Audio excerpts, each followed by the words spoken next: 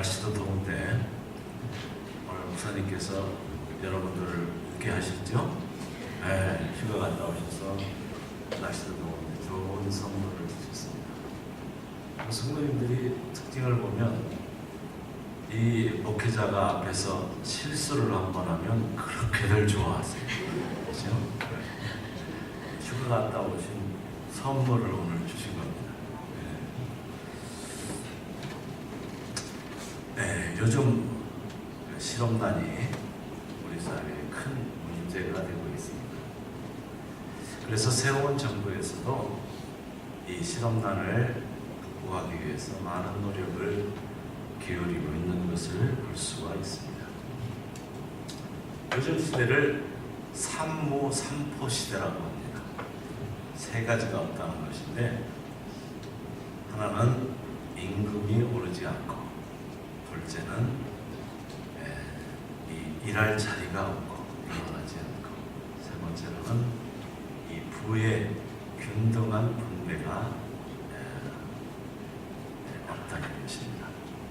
그리고 삼포란 세 가지를 포기한다는 것인데, 이 실업률이 이렇게 실업난이 극심하다 보니까 젊은 청년들이 취직을 못해서 그 여파로 이성 간의 교제를 포기하고, 또 결혼을 포기하고, 또 출산을 포기한다는 것입니다. 최근에 발표한 통계청 자료에 의하면 취직을 준비하고 있는 청년들의 수가 73만 5천 명 정도가 된다고 합니다.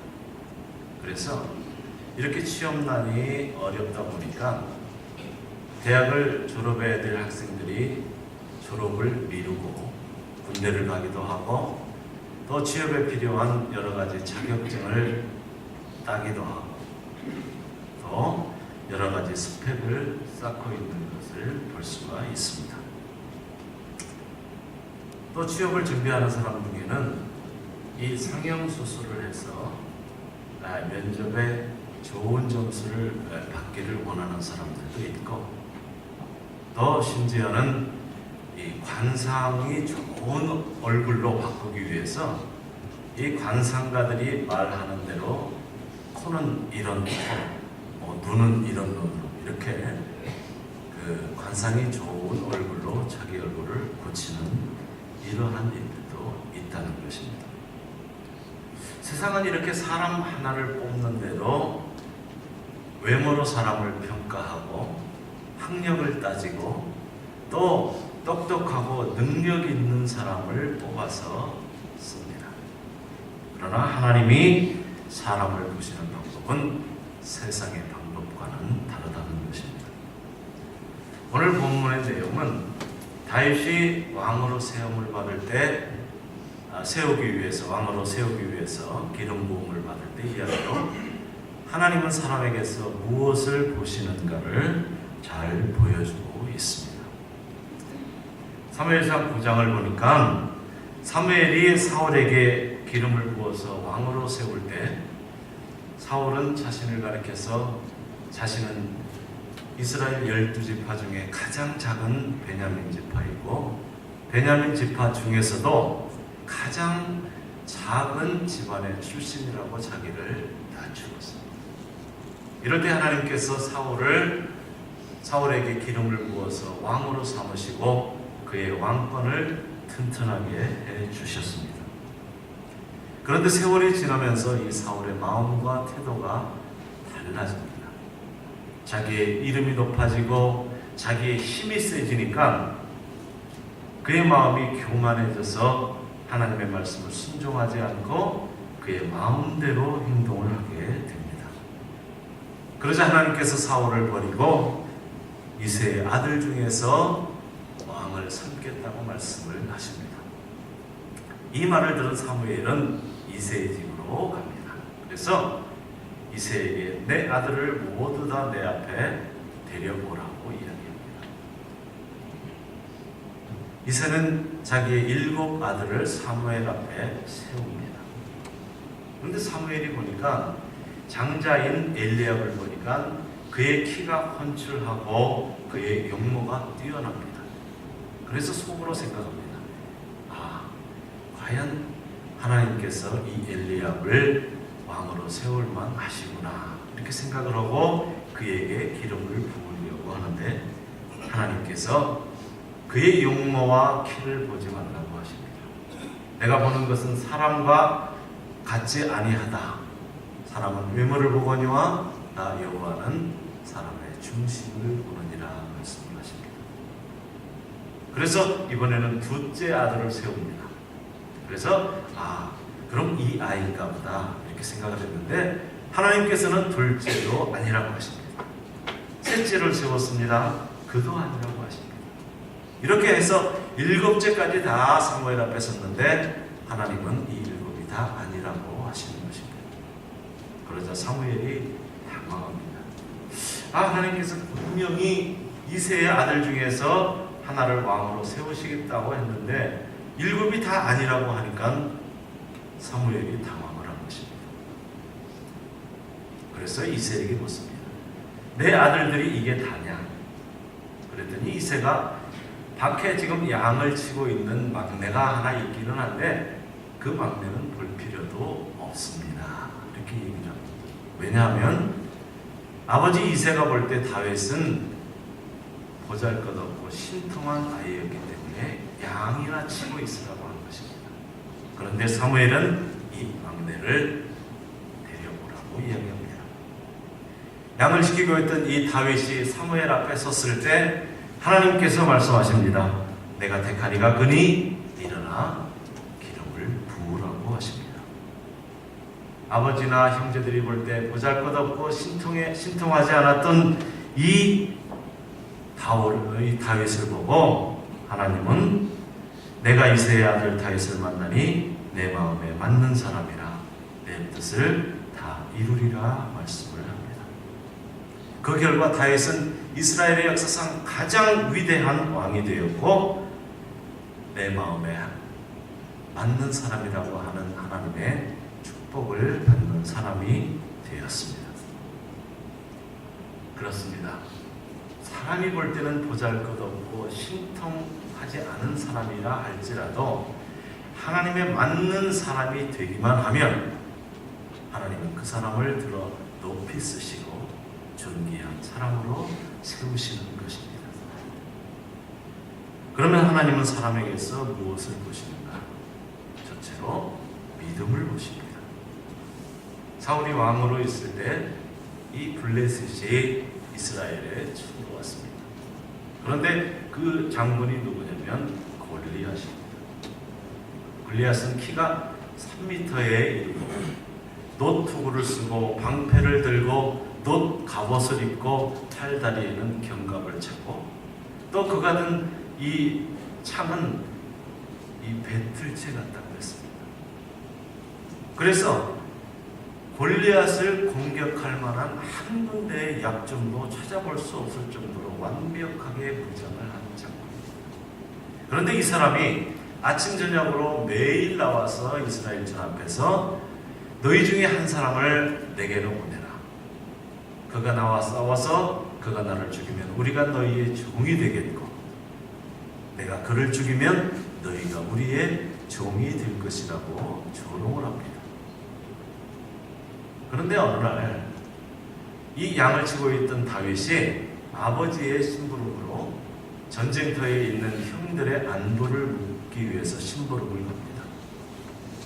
그런데 그때도 이 골리앗이 이스라엘 진 앞에 나와서 이 하나님의 군대인 이스라엘을 조롱하고 하나님의 이름을 모욕하는 소리를 듣습니다. 그래서 다윗은 골리앗과 싸우기 위해서 골리앗 앞에 서게 됩니다.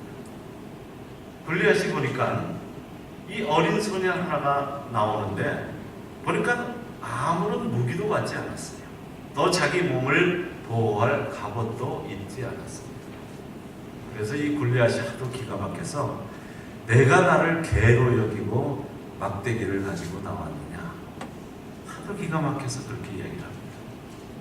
그렇게 얘기하면서 그들의 신들의 이름으로 저주하고 오늘 내 살을 공중의 새들과 들짐승의 먹이로 주겠다고 이야기를 합니다. 그러나 다윗은 그 말 앞에서도 조금도 요동하지 아니하고 그 유명한 말을 합니다. 너는 칼과 창과 단창으로 내게 나오거니와 나는 만군의 여호와의 이름 곧 내가 모욕하는 이스라엘 군대의 하나님의 이름으로 내게 나아가노라. 오늘 여호와께서 너를 내 손에 넘기시리니 내가 너를 쳐서 내 목을 베고 블레셋 군대의 시체를 오늘 공중의 새와 땅의 들짐승에게 주어 온 땅으로 이스라엘에 하나님이 계신 줄을 알게 하겠고 또 여호와의 구원하심이 칼과 창에 있지 아니함을 이 무리에게 알게 하리라.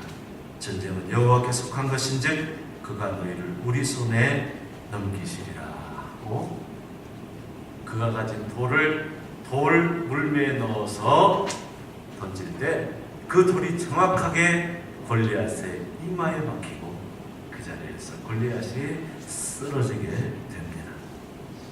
그리고 그의 칼을 빼어서 목을 벨 때 블레셋 모든 사람들이 놀라서 도망을 가게 되고 그들을 쳐서 이스라엘이 전쟁에 승리한 것을 볼 수가 있습니다. 눈에 보이는 환경을 보지 않고 사람들의 경험과 판단을 믿기보다는 오직 하나님을 의지하고 나아갈 때 다윗은 이러한 승리자가 된 것입니다. 하나님은 이 다윗의 믿음을 보시는 것입니다. 여러분, 믿음이 무엇입니까? 믿음은 하나님의 약속을 믿고 나가는 것입니다. 우리가 믿음의 조상하면 누구를 꼽죠? 아브라함을 꼽습니다. 아브라함은 자기 몸에 죽은 것과 같음과 또 아내 사라의 태에 죽은 것 같음을 알고도 그의 믿음이 약해지지 않고 하나님의 약속을 믿음으로 말미암아서 100세에 약속하신 이삭을 얻었습니다. 그리고 믿음의 조상이라는 이러한 이름을 얻었습니다. 또 여러분, 믿음은 무엇입니까? 자기의 지식과 자기의 이성과 자기의 경험을 뛰어넘는 것을 믿음이라고 합니다. 우리 성도님들을 보면 아이들이 감기를 걸리면 기도를 잘해요. 그죠? 낫게 해달라고 기도해요. 그런데 여러분, 암이 걸리거나 난치의 병에 걸리면 여러분 기도하기를 주저합니다. 왜 그렇습니까? 또 자기에게 태산과 같은 문제가 있을 때 여러분 기도하지 않는 분들이 있어요. 왜 그러세요? 왜 그래요?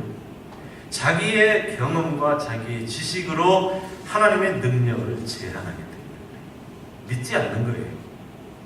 내가 암에 걸렸는데 기도한다고 설마 낫겠어? 그게 뭐예요?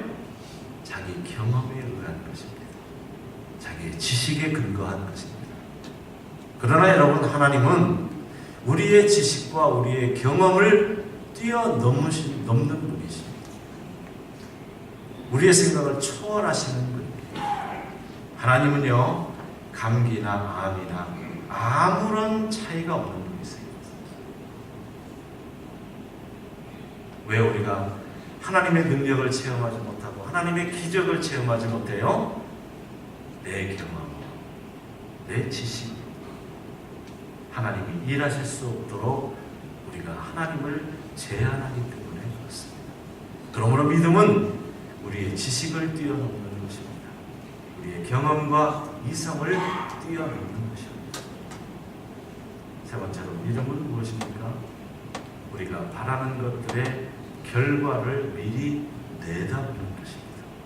그래서 믿음은 바라는 것들이 이루어질 것이라고 하는 확신을 갖는 것이며 불가능한 것을 가능한 것으로 여기는 것, 그것이 믿음인 줄로 믿으시기 바랍니다. 그래서 히브리서 11장 6절에는 믿음이 없이는 하나님을 기쁘시게 하지 못하나니 하나님께 나아가는 자는 반드시 그가 계신 것과 자기를 찾는 자들에게 상 주시는 이심을 믿어야 할지니라 말씀을 하십니다. 두 번째는 하나님은 사람에게서 무엇을 보시는가? 순종을 보십니다. 사무엘상 15장에 보면 하나님께서 사울에게 아말렉을 쳐서 사람과 모든 짐승들과 그들의 모든 소유를 하나도 남기지 말고 진멸하라고 하십니다. 왜 하나님께서 이런 명령을 하셨냐면 이스라엘이 출애굽을 해서 홍해를 건너고 광야에서 지치고 힘들 때 이스라엘을 처음으로 공격한 민족이 아말렉입니다. 그런데 이 아말렉은 거기서 끝난 것이 아니라 그 이후에도 계속해서 이스라엘을 괴롭힌 민족입니다. 그런데 이들이 언제까지 이스라엘을 괴롭혔냐면 이스라엘에 정착을 해서 사사시대, 왕정시대를 거쳐서 이제 이스라엘이 멸망하고 포로로 잡혀간 그 포로 시대까지 이 이스라엘을 끊임없이 괴롭혔어요. 그래서 에스더서에 보면 페르시아의 포로로 잡혀간 이 에스더 왕비와 모르드게와 또 이 이스라엘 민족을 몰살하기 위해서 어떤 사람이 계획을 했는데 그 사람이 하만이라는 사람이에요. 그런데 이 하만이 누구냐면 아말렉의 왕족입니다. 이 아말렉은 이렇게 끝까지 이스라엘을 멸망시키기 위해서 괴롭힌 이런 민족이에요. 그런데 이 아말렉은 구원받은 백성들을 공격하는 사단의 세력을 상징하고 세상적이며 육신적인 것을 상징하는 것입니다. 그래서 출애굽기 17장 16절에 보니까 여호와가 아말렉으로 더불어 대대로 싸우리라 하신 그 말씀대로 지금 사울에게 아말렉을 쳐서 진멸하라고 명령을 하신 겁니다. 그런데 이 하나님의 명령을 받은 사울은 이제 군대를 이끌고 가서 아말렉을 쳐서 아말렉을 진멸합니다.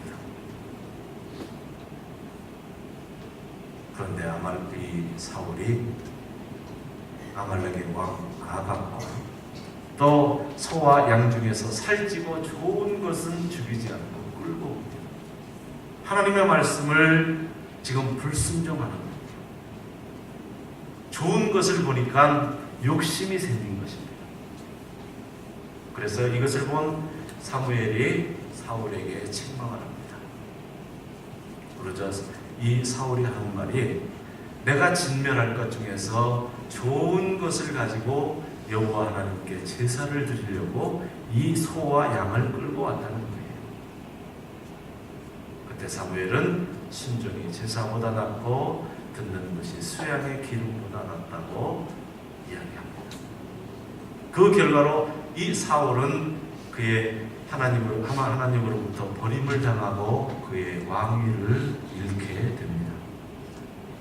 이 말씀을 들을 때 우리는 긴장해야 합니다.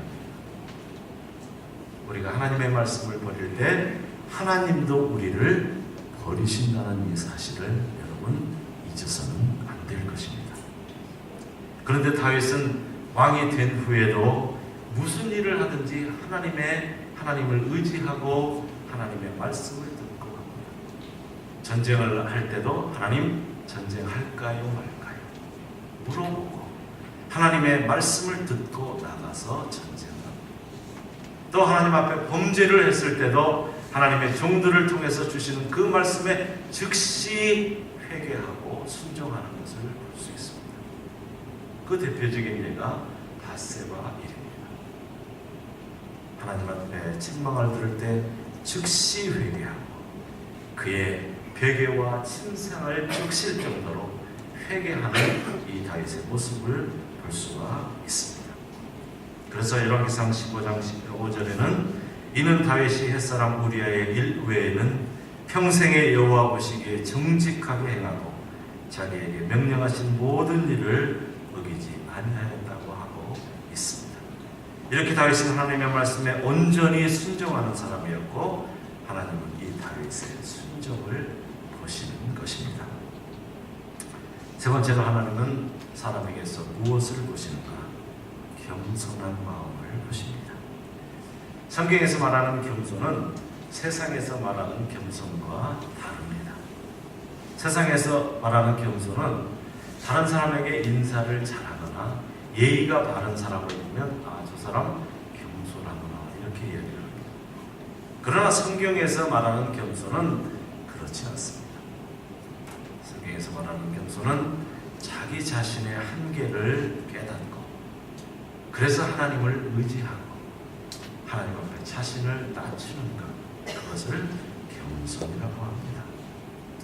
사무엘상 15장에 보니까 사무엘이 사울에게 이르되 왕이 스스로 작게 여길 그때에 이스라엘 지파의 머리가 되게 하시고 여호와께서 왕에게 기름을 부어서 이스라엘의 왕을 삼으셨다고 합니다. 여기에서 겸손이 무엇인가를 배울 수가 있습니다. 겸손이란 하나님 앞에서 자신을 작게 여기고 자기를 낮추는 것입니다. 그럴 때 어떻게 했어요? 하나님께서 사울을 왕으로 삼아주셨어요.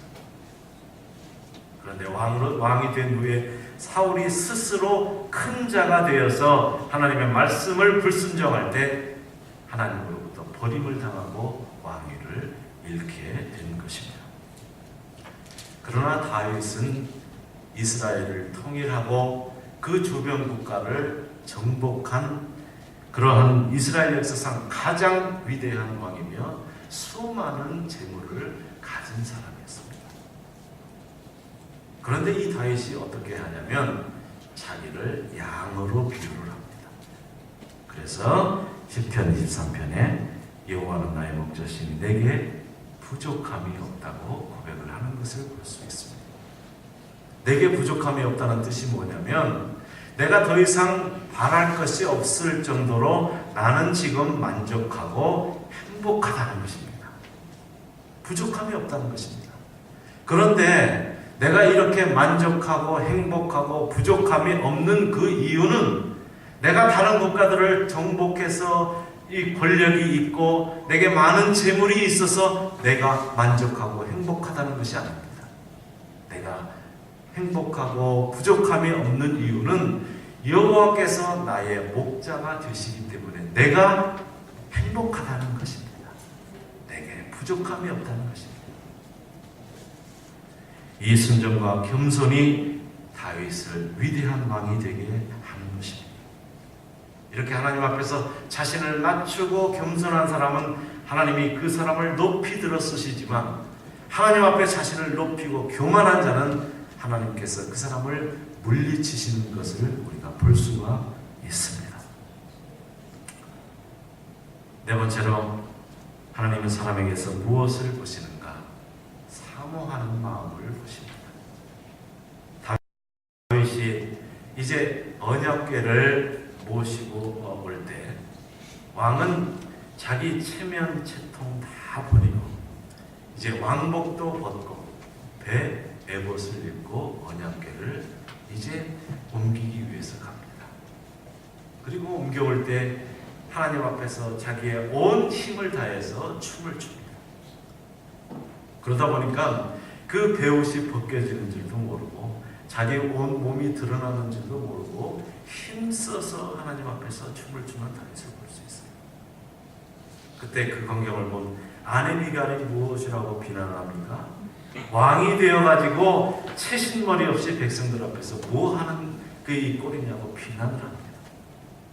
그런데도 다윗은 개의치 않고 그 언약궤를 모셔올 때 그 기쁨과 즐거움으로 감격을 합니다.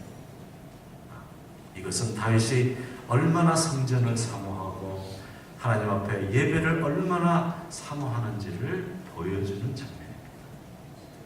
또 시편 62편에 보면 나의 영혼이 잠잠히 하나님만 바라며 나의 구원이 그에게서 나오는도다. 오직 그만이 나의 반석이시요 나의 구원이시요 나의 요새라고 합니다. 이처럼 다윗은 하나님을 사랑하고 전심으로 하나님을 사모하는 마음을 가지고 평생을 사는 사람입니다. 다섯 번째로 하나님은 사람에게서 무엇을 보시는가? 긍휼히 여기는 마음을 보십니다. 사랑하는 마음을 보십니다. 다윗은요, 그 사울이 죽고 난 뒤에 그 친구의 그 아들을 찾아서 그 친구의 아들을 자기의 밥상에서 같이 먹고 마시게 했습니다. 자기 아들처럼 이렇게 여기는 마음을 가졌습니다. 또 다윗이 압살롬의 그 반역을 위해서 도망칠 때도 이 시므이의 그 사울의 친족인 시므이가 다윗을 향해서 돌을 던지고 다윗을 저주할 때 그의 장군들이 즉시 가서 시므이의 목을 베어보겠다고 할 때도 다윗은 그의 목을 치지 말라고 얘기합니다. 하나님께서 저를 통하여 나를 저주하라 하신 것이니 저가 저주하게 내버려 두라고 하고 자기 갈 길을 가는 다윗을 볼 수가 있습니다.